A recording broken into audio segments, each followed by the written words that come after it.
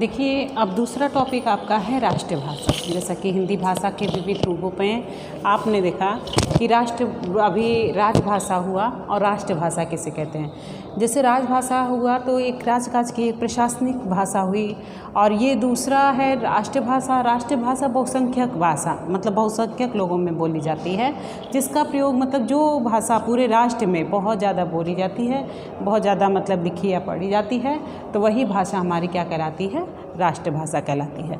जैसे आपने राजभाषा में देखा तो वो किसी राज्य में, मतलब किसी एक राज्य में प्रशासनिक कार्यों के लिए कार्यालयों के द्वारा जो प्रयोग की जाती है उसे राजभाषा कहते हैं। और राष्ट्रभाषा में है तो राष्ट्रभाषा जो है ये पूरे राष्ट्र में जो सबसे ज़्यादा बोली जाती है, ठीक है, बहुत ज़्यादा प्रयोग की जाती है, तो वो हमारी क्या हो गई, राष्ट्रभाषा हो गई। अब कहते हैं कि जब किसी भाषा को समस्त राष्ट्र की भाषा मान लिया जाए, जब किसी भाषा को समस्त राष्ट्र की भाषा मान लिया जाता है, तब वह हमारी क्या कहलाती है, राष्ट्रभाषा कहलाती है। जैसा कि डॉक्टर भोलानाथ तिवारी ने कहा है कि जब कोई बोली आदर्श भाषा बनने के बाद भी उन्नत होकर और भी महत्वपूर्ण बन जाती है तथा पूरे राष्ट्र या देश में अन्य भाषा क्षेत्र तथा अन्य भाषा परिवार क्षेत्र में भी उसका प्रयोग सार्वजनिक कार्यों में होने लगता है, तो वो क्या कहलाती है, वो राष्ट्रभाषा का पद पा जाती है। ऐसा भोलानाथ तिवारी ने कहा। अब देखिए, राष्ट्रभाषा के बारे में तो सबने अपना अपना धारण किया कि जो लोकप्रियता के फलस्वरूप समस्त राष्ट्र में विचार विनिमय का माध्यम बन जाती है, वह राष्ट्रभाषा के पद को प्राप्त करती है। वस्तुतः राष्ट्रीय सम्मान की प्रतीक अथवा राष्ट्रीय स्वर शक्ति संपन्न भाषा को राष्ट्रपद भाषा कहते हैं। राष्ट्रभाषा किसी देश की अक्षय निधि होती है, पर निश्चित भाषा का जो स्थान या सम्मान क्षेत्रीय बोलियों में होता है, वही सम्मान राष्ट्रभाषा का संपूर्ण राष्ट्र की बोलियों और उपभाषाओं में भी होता है। राष्ट्रीय उत्सवों एवं राजनयिक गतिविधियों में राष्ट्रभाषा का स्थान क्या है, आदरणीय है। राष्ट्रभाषा का स्थान आदरणीय। आप देखिएगा कि जो राजभाषा है, राजभाषा तो आपका हो गया का, आप जैसा कि देखते हैं विद्यालय में हम छुट्टी लेना चाहते हैं या शुल्क जमा करना चाहते हैं, या फिर कोई भी जैसे एप्लीकेशन लिखते हैं, तो उस समय एप्लीकेशन जो लिखते हैं, एप्लीकेशन में क्या होता है कि हम क्या करते हैं कि उस एक मानक होता है कि भाई हम बीमार हैं या हम छुट्टी लेना चाहते हैं, हमको इस तरीके से लिखना है कि प्रधाना महोदय निवेदन है, प्रधाना महोदय प्रधानाचार्य जी, ऐसा करके कुछ एक मानक भाषा रखी जाती है जो कार्यालय या मतलब कहते हैं ना पत्र पत्रिकाओं या पत्र व्यवहार के लिए नियुक्त की जाती है। सेवा में प्रधानाचार्य, विद्यालय का नाम, महोदय जी मुझे ऐसा मतलब है और इस कारण मैं विद्यालय नहीं आ सकता। लेकिन आप देखते हैं कि वही बात अगर हम अपने मित्रों से कहते हैं तो उसमें क्या कहते हैं, वो उसका लैंग्वेज क्या हो जाता है, उसकी भाषा क्या हो जाती है, चेंज हो जाती है। उसमें महोदय जी तो कह के नहीं करते हैं, मतलब वो लैंग्वेज चेंज होता है, जैसे जिस अनुसार जिससे व्यक्ति से बात करते हैं वो लैंग्वेज हमारी बदल जाती है। और यहाँ जो ये पत्र व्यवहार वाला कार्य जो किया वो किस में आ गया, राजभाषा में आ गया। और ये जो सामान्य रूप से जिस हम भाषा का प्रयोग करेंगे, जो लोगों में बात करेंगे, जो बहुत ज़्यादा प्रचलित है, उस भाषा का अगर प्रयोग करते हैं तो वो हमारी क्या कहलाती है, राष्ट्रभाषा कहलाती है। जो बहुसंख्यक रूप में बोली जाती है वो हमारी राष्ट्रभाषा कहलाती है। अब राष्ट्रभाषा के लिए देखिए दिया गया कि राष्ट्रभाषा जो है, अब हम जब उदाहरण उसका देते हैं राष्ट्रभाषा का, तो इसमें ये बताते हैं कि ये जो राष्ट्रीय उत्सवों, अगर उत्सव त्यौहार जब होता है तो उस प्रकार जो गान होता है, राष्ट्रीय ध्वज, राष्ट्रीय व्यक्तित्व, राष्ट्रीय स्मारक एवं राष्ट्रीय गौरव के प्रत्येक इतिहास एवं संस्कृति का आदर किया जाता है, उसी प्रकार राष्ट्रभाषा का स्थान भी क्या है, सम्माननीय है।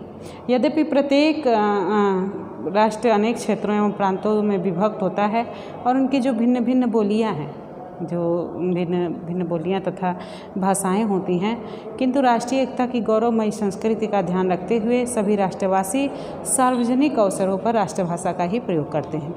देखिए, ऐसा होता है कि कभी कभी हम लोग कहीं उत्सव में या फिर किसी पार्टी में, फिर कैसे मतलब किसी जगह पे मिलते जुलते हैं, हमारी मतलब जो क्षेत्रीय भाषा होती है हमारी कुछ और भाषा मतलब भाषा कुछ और है, लेकिन हम वहाँ पे जब इकट्ठे होते हैं, सम्मिलित होते हैं, तो एक ऐसी भाषा का प्रयोग करते हैं जो लोग बहुत ज़्यादा समझते हैं, जो प्रचलन में है उस भाषा का मतलब प्रयोग करते हैं।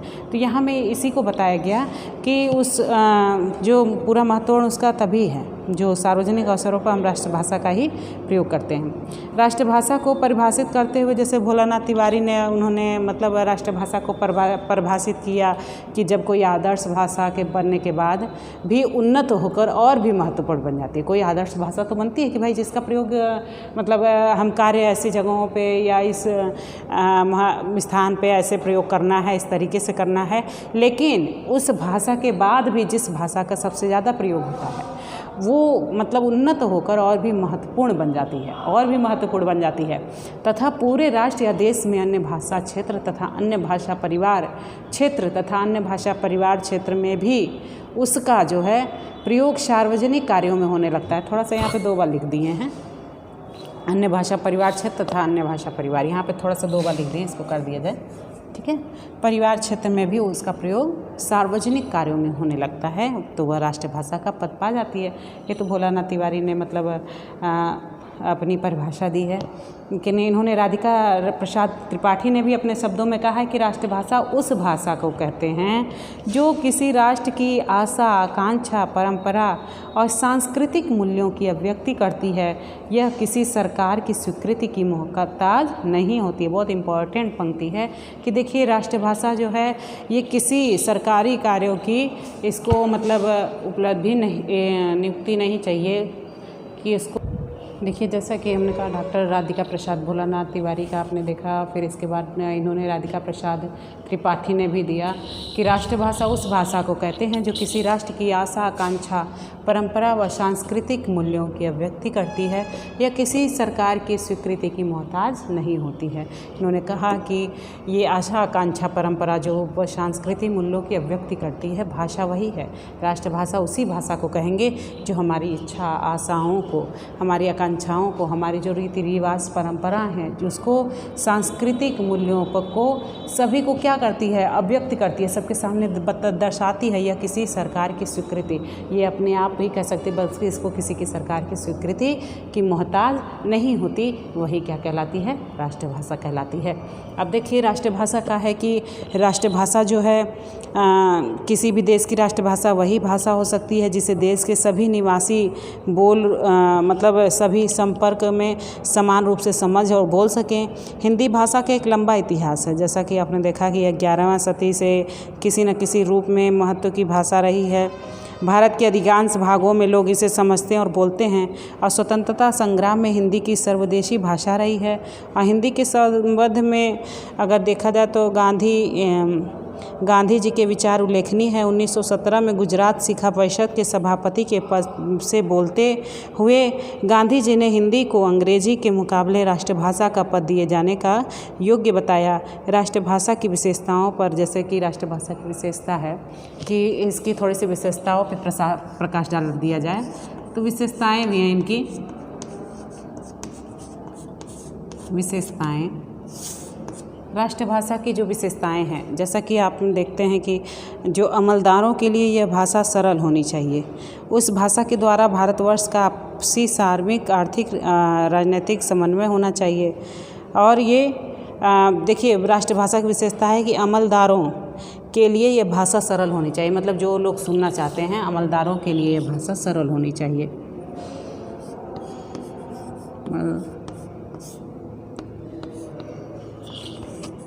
दारों के लिए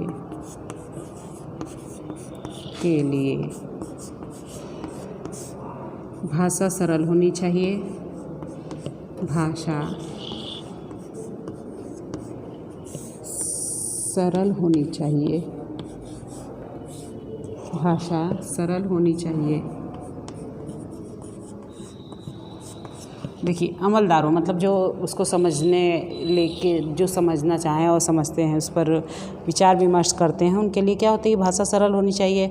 और उस भाषा के द्वारा भारतवर्ष का आपसी धार्मिक जो होता है, जो उस भाषा के द्वारा दूसरी चीज़ ये होनी चाहिए कि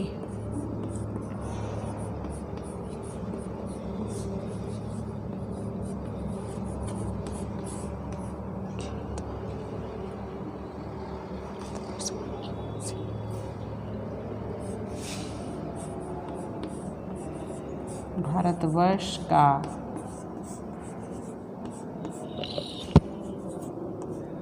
आपसी धार्मिक संबंध भी होना चाहिए। आपसी धार्मिक पारिवारिक, ठीक है। देखिए, उस भाषा के द्वारा भारतवर्ष का आपसी धार्मिक, आर्थिक और राजनीतिक समन्वय होना चाहिए। आपसी धार्मिक, आर्थिक व राजनीतिक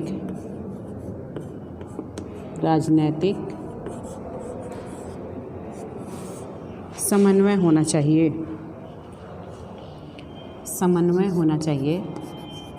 समन्वय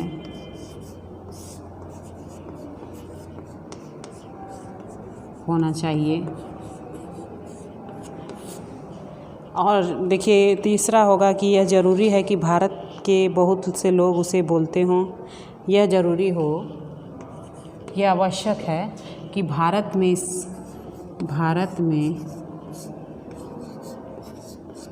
इसे बोलने वाले अधिक हों।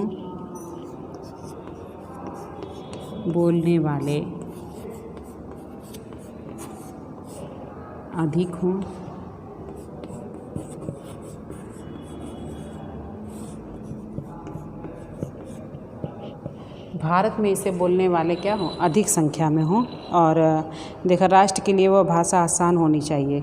जो ऐसी भाषा होनी चाहिए जिसको राष्ट्रभाषा, कि वो राष्ट्र के लिए आसान होनी चाहिए। राष्ट्र के लिए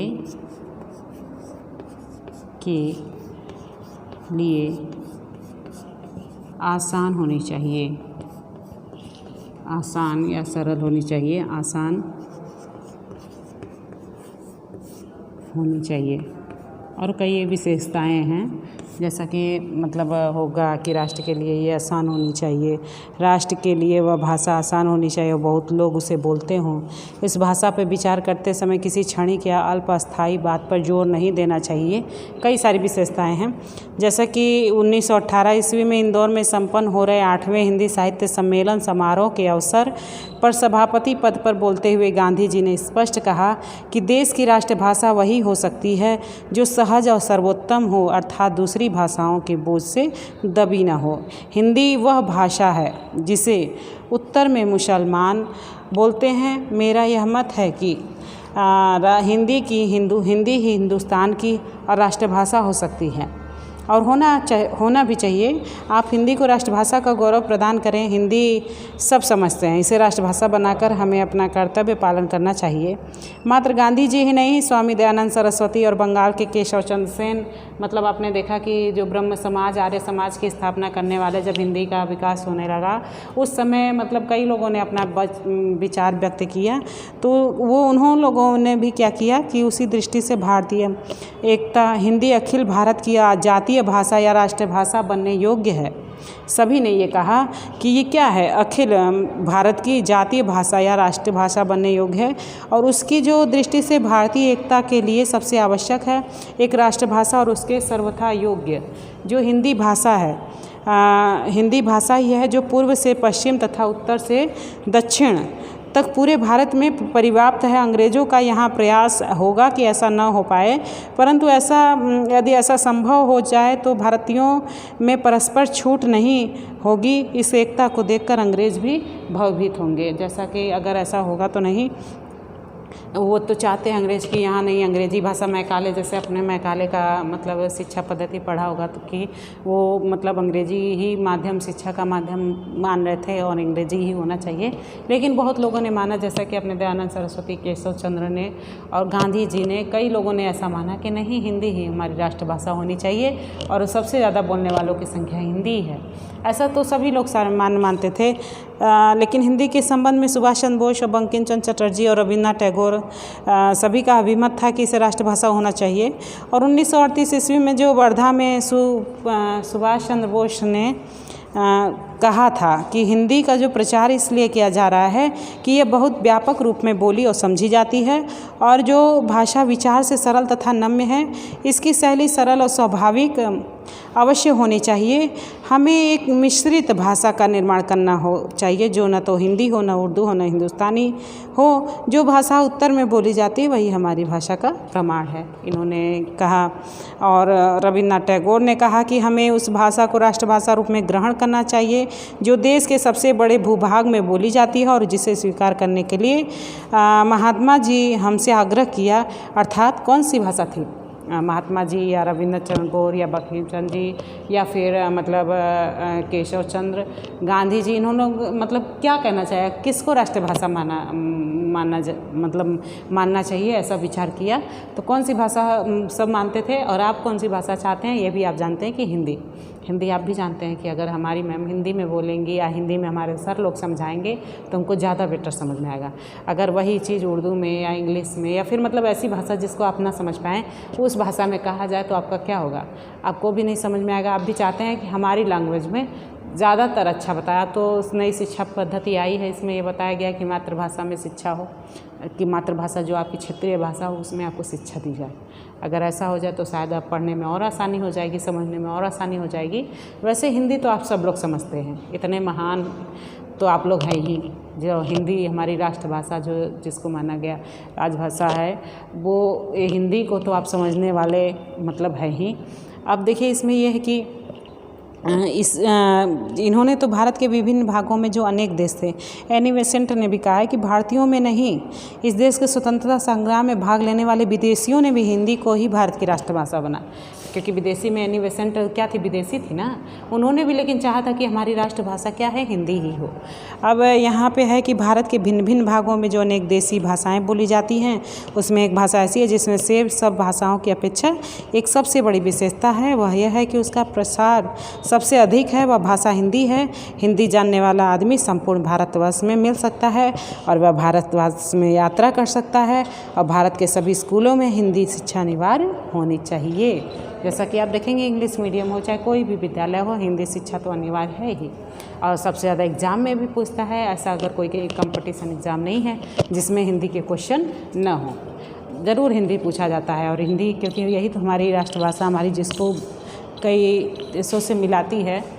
अब देखिए इसमें है कि अब इस राष्ट्रभाषा को बताया जाए आगे कि कैसे समझाया जाए, क्या अंतर है। अगर इसका भी अब जानना चाहते हैं तो बंगाली ही नहीं, आज हिंदी का सबसे बड़ा विरोधी समझा जाने वाला दक्षिण भारत है। स्वतंत्रता आंदोलन के समय जो भी हिंदी को राष्ट्रभाषा बनाए जाने का बहुत बड़ा पक्षधर था। अब देखा जाए तो 1937 ईस्वी में मुख्यमंत्री के रूप में राजा जी ने तमिलनाडु में 125 स्कूलों में हिंदी शिक्षा अनिवार्य घोषित कर दी। उनका विचार था कि यदि दक्षिण भारतीय क्रियात्मक रूप से पूरे भारत का एक सूत्र बंध कर रहना चाहिए और अखिल भारतीय मामलों में से यह तत्व संबंधी निर्णयों के प्रभाव से अपने को दूर रहना चाहिए, हिंदी पढ़ना जरूरी है। भारत की संस्कृति एकता के लिए भी ये सर्वमान्य भारत भाषा को ग्रहण करना चाहिए, और दक्षिण भारतीयों को पूरे भारत में सरकारी तथा व्यावसायिक नौकरियां पाने के लिए हिंदी बोलने, समझने और लिखने का ज्ञान प्राप्त करना जरूरी है।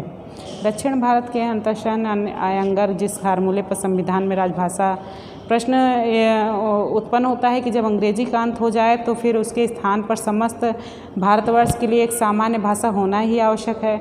विभिन्न प्रांतीयों भाषा में अपना प्राचीन इतिहास और साहित्य है, अतः उनकी स्थिति का अक्षुण्ण रहना भी परस्पर है। देखा जैसा कि जाना जाए कि अब तो देख रहे हैं कि ये हिंदी को लोग बता रहे हैं कि जैसे भी विद्यालय में ऐसे स्कूलों में पढ़ाया जा रहा है बच्चों को जहाँ इंग्लिश ही इंग्लिश हो, बस इंग्लिश टू इंग्लिश बोलें, जैसे लगे कि हमारा बेटा इंग्लिश मीडियम में क्या पढ़ रहा है, जैसे नवाब हो गया है, उसको थोड़ा सा अपनी हिंदी से मतलब इतना दूर भगाया जाता है, या मतलब इसका वर्चस्व जैसे लगता है कि है ही नहीं कुछ। लेकिन आप देखेंगे जिस भावनाओं को मतलब मानते हैं कि सब भाषा का अपना अलग अलग मतलब नियम है और अलग अलग सबका भाषा है, मधुर हाँ इतिहास है, सबका मतलब अलग अलग है, जिस आप अनुसार कहिए। लेकिन हमारी जो राष्ट्रभाषा जिसको हम हिंदी कहते हैं, जो हिंदी है, ये हम देखते हैं कि लगभग अगर भारत में मतलब आप 100% लेते हैं तो उसमें से 99% मतलब 99 क्या कहिए अभी हमको उतना जानकारी तो नहीं है, लेकिन हमारे अनुसार हम जहाँ लगभग जितने लोग से मिले हैं यहाँ में तो 85% तो लोग होंगे जो हिंदी जानते होंगे, बिल्कुल हिंदी जानते होंगे, ऐसा हमको लगता है। अब जैसा आप लोग जाने, अब इसका क्षेत्रफल तो हमने निकाला नहीं है कि कितना बोलने वाले हैं कितना नहीं बोलने वाले हैं, लेकिन इसमें आप देखेंगे सबसे ज़्यादा संचार का या माध्यमिक संपर्क की भाषा जो है हिंदी है। अब देखिए हिंदी में थोड़ा सा बता दिया जाए कि थोड़ा सा हिंदी के बारे में।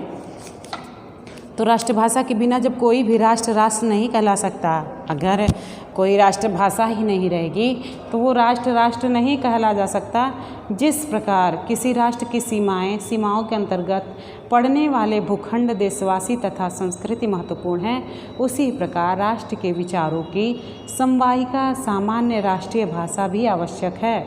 जैसे डॉक्टर देवेंद्र नाथ शर्मा में राजनीतिक एकता अपने आप में एक महत्व शून्य और बेमानी है। यदि राष्ट्र के सदस्यों का हृदय एक नहीं हो पाता, हृदय की एकता जब तक असंभव है तब तक वाणी की एकता ना हो। ऐसा है ना कि एक व्यक्ति दूसरे की बात समझ ही नहीं पाता हो, और एकता का अनुभव कैसे हो सकता है जब हम एक दूसरे से बात ही नहीं समझ पा रहे कि हम कहना क्या चाह रहे हैं। तो वो कैसे समझेंगे कि हमारे भाई ये भाई हैं, हमसे मतलब मित्रता है या हमको समझ रहे हैं, जब हम उसकी भाषा ही नहीं समझेंगे तो क्या होगा। जैसे भारत बहुभाषाई राष्ट्र है, जिन 15 भाषाओं को संविधान में मान्यता दी गई, इसके अलावा कुछ भाषाएं ऐसी हैं जिसको स्वतंत्र अस्तित्व को दावा करती है, जैसे आसामी, बंगाली, गुजराती, हिंदी, कन्नड़, कश्मीरी, मलयालम, ये सब अपना स्वतंत्र मतलब करती है कि हम स्वतंत्र हैं, हमारा किसी से मतलब ये नहीं है। ठीक है, अब जनता के पत्र व्यवहार के लिए देख लीजिए या राष्ट्रपति के संविधान में कर लीजिए, तो ये राजभाषा हो गई। और आपका राष्ट्रभाषा जो हो गई वो सबके संघ की राजभाषा या संघ की किसी राज्य के अथवा एक राज्य के दूसरे राज्य के बीच की जो संचार भाषा है उसके प्रयोग के बारे में राष्ट्रपति द्वारा जैसे किसी अन्य विषय पर उन्होंने अपना व्यक्त करते हैं कि कौन सी। अब थोड़ा सा अंतर बता दिया जाए कि कौन सी भाषा का कौन सा क्या। अब इसमें यह है कि राजभाषा और राष्ट्रभाषा में अंतर क्या है, तो इसको भी थोड़ा सा नोट कर लिया जाए कि राजभाषा और राष्ट्रभाषा में क्या अंतर है। ठीक है, जैसे कि कहा गया पहला अंतर है कि संविधान के द्वारा स्वीकृत भाषा है।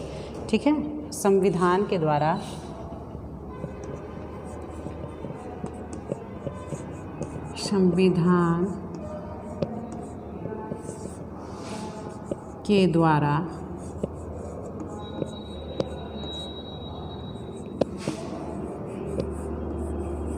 स्वीकृत भाषा कौन सी? राजभाषा। ये संविधान के द्वारा स्वीकृत भाषा है। ठीक है, और ये देश के बहुसंख्यक लोगों द्वारा प्रयोग की जाने वाली भाषा है। ये जो है बहुसंख्यक मतलब देश के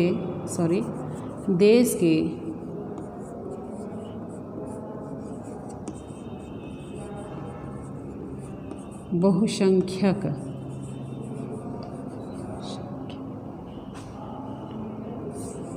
लोगों द्वारा बोले जाने वाली भाषा है।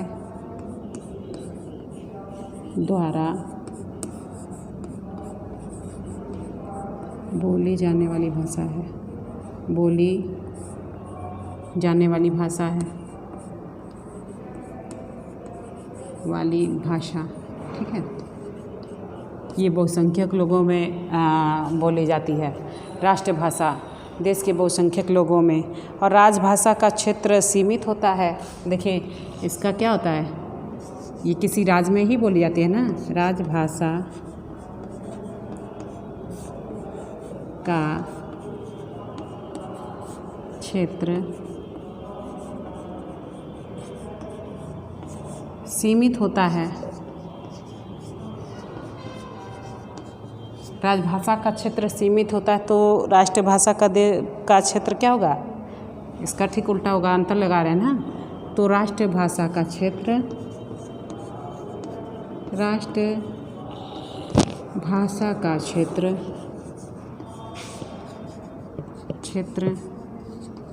विस्तृत होता है।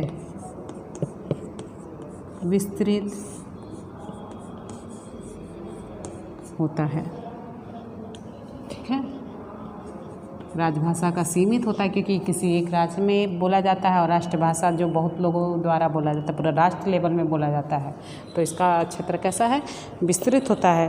और ये प्रशासनिक कामकाजी भाषा होती है। ये जो राजभाषा होती है ये प्रशासनिक कामकाजी भाषा होती है, प्रशासनिक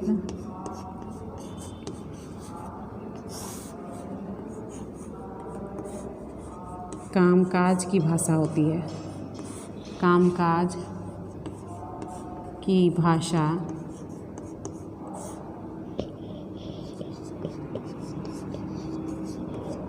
प्रशासनिक कामकाज की भाषा होती है। और ये है कि लोगों की संपर्क भाषा है, लोगों की संपर्क भाषा है, संपर्क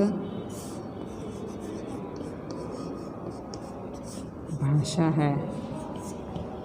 एक प्रशासनिक कामकाज की भाषा होती है, तो लोगों की ये राष्ट्रभाषा जो लोगों की संपर्क भाषा है, ये औपचारिक होती है, ये औपचारिक होती है,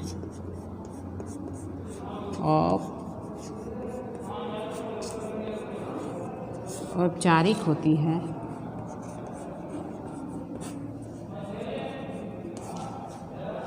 और ये क्या है, अनौपचारिक होती है। ये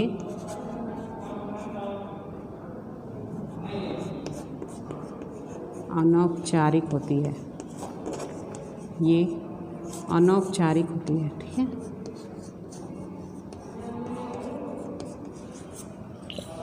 देखिए, अब राजभाषा और राष्ट्रभाषा में अंतर हो गया आपका। संविधान के द्वारा स्वीकृत भाषा है और ये देश के बहुसंख्यक लोगों द्वारा बोली जाने वाली भाषा है। अब इसको भी स्वीकृत किया जा गया कि भाई हमारी क्या राष्ट्रभाषा होनी चाहिए, जो बहुत ज़्यादा लोग बोलते हैं। राजभाषा का क्षेत्र सीमित होता है, राजभाषा का जो क्षेत्र है वो सीमित होता है, वो किसी एक राज्य में बोला जाता है। और राष्ट्रभाषा का क्षेत्र विस्तृत होता है, ये पूरे राष्ट्र में बोला जाता है। प्रशासनिक कामकाज की भाषा होती है, जैसा कि हमने एप्लीकेशन के बारे में बताया कि ये कार्यालयों में, दफ्तरों में काम आता है। प्रशासनिक कामकाज की भाषा होती है। और ये लोगों की संपर्क भाषा है, लोगों से संपर्क मतलब कई लोगों में जहाँ तक हो उसके संपर्क में ये औपचारिक होती है और ये अनौपचारिक भाषा होती है। जैसे राजभाषा औपचारिक है और राष्ट्रभाषा क्या है, अनौपचारिक है। थोड़ा सा राष्ट्रभाषा ये भी है कि मतलब बताया गया है कि जब हम तमिलनाडु की तरह अंध के कई नेताओं ने हिंदी को महत्व देने की बात कही, तो इसमें पट्टाभी सीतारामैया का नाम सुनने होंगे आप, कि कृष्णा राव तथा भारत के पूर्व प्रधानमंत्री स्वर्गीय श्री नरसिम्हा राव विशेष उल्लेखनीय हैं, जिनके मुकाबले कोई उत्तर भारतीय नेता की साफ सुथरी हिंदी नहीं बोल सकता। आंध्र में हिंदी प्रचार सभा ने भी हिंदी के विकास में सराहनीय योगदान किया। इस राज्य में विश्वविद्यालयों एवं शिक्षण संस्थानों में हिंदी का पठन पाठन होने लगा। इस प्रकार केरल, महाराष्ट्र, उड़िया में भी राष्ट्रभाषा हिंदी के प्रचार प्रसार का कार्य चलता रहा। परंतु यह सब भारत को स्वतंत्रता मिलने के पहले की बात है। स्वतंत्रता मिलने के बाद राष्ट्रभाषा पद पर लगभग विराजमान हिंदी राजभाषा मात्र रह गई और अंग्रेजी को इसके समानांतर चलने वाली भाषा का दर्जा मिल गया। और यह सारा कार्य भारतीय संविधान सभा ने संपन्न किया। कभी ये भारतीय एकता की प्रतीक बनी हिंदी अपना महत्व खो बैठी है। ऐसा अगर हो गया तो हिंदी इंग्लिश को भी इसके वर्चस्व में रखा गया। अब ये आपका देखिए पहली वीडियो में राजभाषा और इस वीडियो में राष्ट्रभाषा, दो भाषाएं आपका कंप्लीट हो गया। अब अगले वीडियो में आपका होगा संपर्क भाषा और संचार भाषा, ठीक है। अब यहाँ से हो गया, धन्यवाद।